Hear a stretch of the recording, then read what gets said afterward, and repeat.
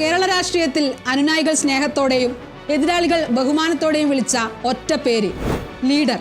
Indian national കോൺഗ്രസിന്റെ സമുന്നതനായ നേതാവ് കണ്ണോത്ത് കരുണാകരൻ എന്ന കെ കരുണാകരൻ.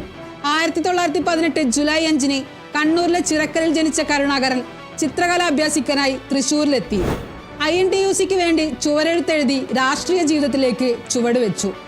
സ്വാതന്ത്ര്യ സമരത്തിലും തൊഴിലാളി പ്രസ്ഥാനത്തിലൂടെയും അദ്ദേഹം കോൺഗ്രസ് പാർട്ടിയിൽ സജീവമായി. ഇന്ത്യൻ നാഷണൽ ട്രേഡ് യൂണിയൻ കോൺഗ്രസിന്റെ സ്ഥാപക നേതാക്കളിൽ ഒരാളായിരുന്നു കരുണാകരൻ. തൊഴിലാളികളുടെ അവകാശങ്ങൾക്കായി പോരാടിക്കൊണ്ട് രാഷ്ട്രീയത്തിന് ചവിട്ടുപടി കയറിയ നേതാവ്. 1965 ഇടതുകോട്ടയായ മാളയിൽ 3000 വോട്ടിലധികം ഭൂരിപക്ഷത്തിലായിരുന്നു കരുണാകരന്റെ വിജയം. 1965 മുതൽ 1995 വരെ തുടർച്ചയായി 8 തവണ അദ്ദേഹം മാളയിൽ നിന്ന് വിജയിച്ചു.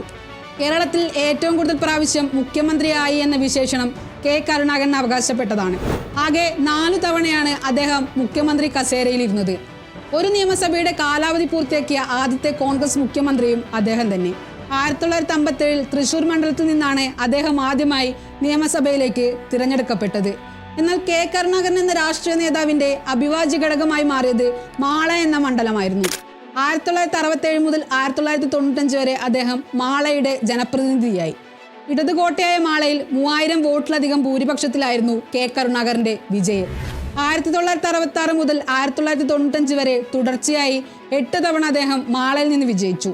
1977 മുതൽ 1977 വരെയും 1981 മുതൽ 82 വരെയും 1982 മുതൽ 87 വരെയും 1991 മുതൽ 95 വരെയുമാണ് അദ്ദേഹം മുഖ്യമന്ത്രിയായത്.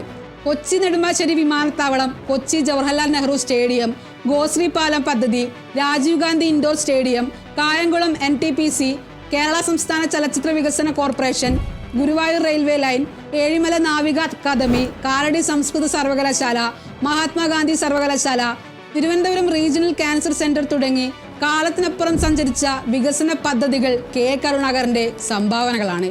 ലീഡർ എന്ന പേരിനപ്പുറം മാളയുടെ മാണിക്യം, ആശ്രിതവത്സൻ, ഭീഷ്മാചാര്യർ, രാഷ്ട്രീയ ചാണക്യൻ, വികസന നായകൻ എന്നീ വിശേഷണങ്ങളും കരുണാകരന് അവകാശപ്പെട്ടതാണ്. ആരോപണങ്ങളെയൊക്കെ ചിരിച്ചു നേരിട്ട നേതാവ്. ജയപരാജയങ്ങളുടെയും ഭരണ നേട്ടങ്ങളുടെയും വിവാദങ്ങളുടെയും സങ്കീർണമായ ഒരു രാഷ്ട്രീയ ജീവിതമായിരുന്നു കെ കരുണാകരൻ്റേത്.